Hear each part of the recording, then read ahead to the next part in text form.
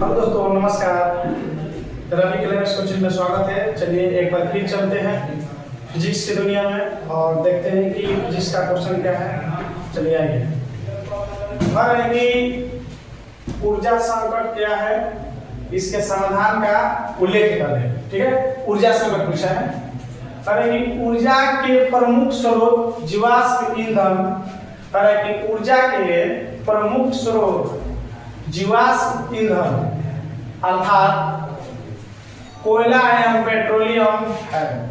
जो ऊर्जा का प्रमुख जो स्रोत है वो क्या है? कोयला और पेट्रोलियम है। ठीक है, चलिए अगले में कि पृथ्वी के अंदर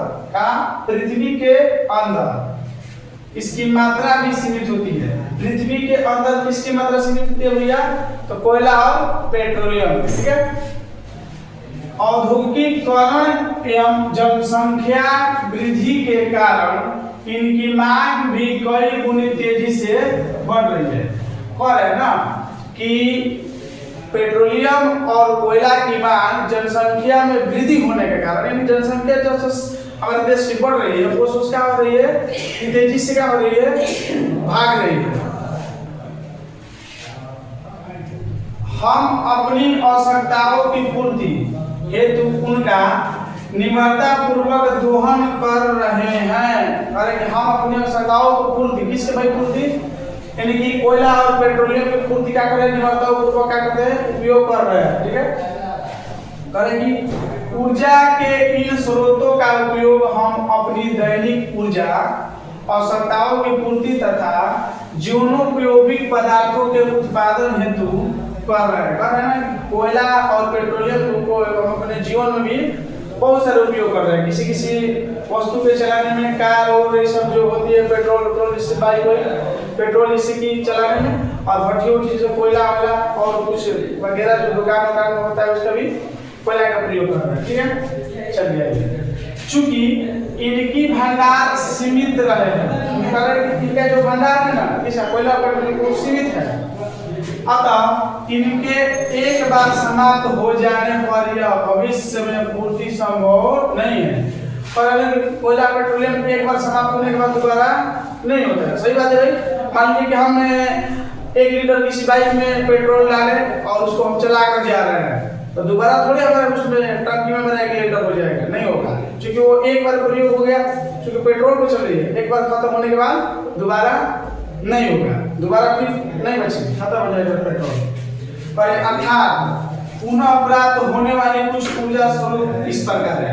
पर पुनः जो प्राप्त होती है वो कौन कौन सी ऊर्जा है? तो ये एक पवन ऊर्जा है, पुनः प्राप्त हो जाएगी। पवन ऊर्जा, सौर ऊर्जा, बायोगैस, जैविक स्रोत और इसे लिख सकते हैं विद्युत ऊर्जा। क्या लिख सकते हैं? विद्युत ऊर्जा आदि। विद्युत ऊर्जा भी हो जाएगा? नहीं हो जाएगा। विद्युत ऊर्जा यानी कि इलेक्ट्रिक, पवन ऊर्जा यानी हवा, दोबारा सौर ऊर्जा, सूर्य का प्रकाश, सौर ऊर्जा, उससे भी हम क्या कर सकते हैं? आज हमको सौर मिल रहा है, प्रकाश मिल रहा है सूर्य से, कल भी हमको सूर्य से प्रकाश मिलेगा। चलिए आइए, समझ में आ गया ना क्वेश्चन? बहुत देखिए, बहुत VVI क्वेश्चन है, याद रखिएगा। VVI क्वेश्चन है, याद रखिएगा। देख लीजिए, बहुत ही बेहतरीन ढंग से, चूंकि ये 2016 में पूछा है, ये क्वेश्चन 2016 में पूछा है। हमको आशा है कि इस बार भी पूछेगा। अब फिर यही क्वेश्चन को लेके आया था 2023 में, 2 बार हमको आशा है कि 2025 में भी ये पूछेगा। चलिए आइए नेक्स्ट क्वेश्चन की तरफ चलते हैं।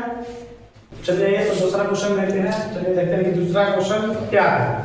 कह रहा है कि महासागरों से प्राप्त होने वाले, देखिए महासागरों से प्राप्त हो सकने वाली ऊर्जाओं की क्या सीमाएं हैं? ठीक है, तो कह रहा है कि महासागर से अपार ऊर्जा प्राप्त की जा सकती है। महासागर से अपार बहुत सारी ऊर्जा प्राप्त की जा सकती है, लेकिन ऐसा संभव नहीं है, क्योंकि महासागर से ऊर्जा रूपांतरण की 3 विधियां हैं। महासागर से ऊर्जा प्राप्त करने की कितनी विधियां हैं? 3 विधियां हैं। कौन कौन भैया? एक है ज्वारीय, एक हो गया तरंग ऊर्जा, और एक हो गया सक्रिय तापीय ऊर्जा। ठीक है, कारण कि ज्वारीय ऊर्जा क्या है? तीनों है।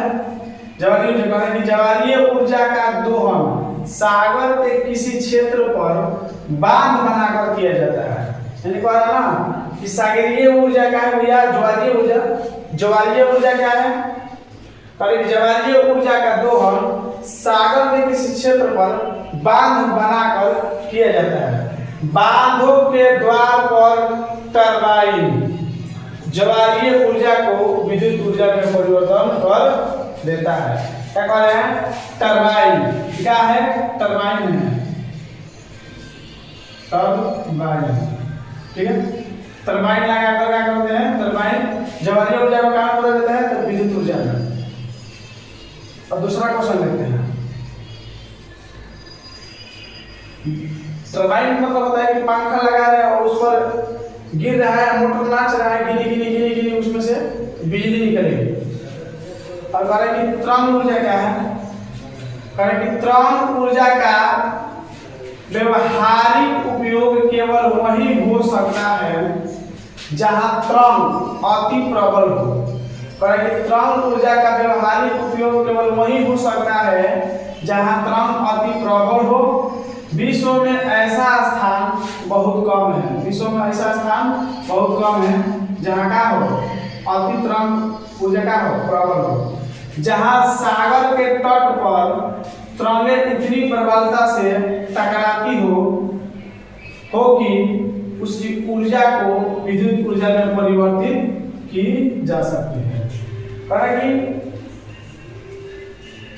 कि सागर को वैसा तट होवे के चाहिए जहाँ के ऊपर परमात्मा टकराई और टकराइला के बाद ओकर ऊर्जा विद्युत ऊर्जा में काफी परिवर्तित हो जाए। अगला करें कि सागरीय तापीय ऊर्जा। करें कि सागरीय तापीय ऊर्जा की प्राप्त करने के लिए संयंत्र यानी पोटेट तभी कार्य कर सकता है जब महासागर के पृष्ठ पर जल का ताप तथा 2 किलोमीटर की गहराई यानी कि नीचे पृष्ठ यानी भूमि के नीचे जल का तापमान कितना होना चाहिए, 20 डिग्री सेल्सियस का अंतर हो, तो इसी प्रक्रिया से विद्युत ऊर्जा प्राप्त की जा सकती है। ठीक है, क्या कर सकते हैं, इसी से विद्युत ऊर्जा प्राप्त की जा सकती है। ठीक है, अगर मेरा वीडियो ये पसंद आया तो मेरे चैनल को सब्सक्राइब करें, लाइक करें और बेल आइकन प्रेस करें और ज़्यादा से ज़्यादा मेरे वीडियो को शेयर करें।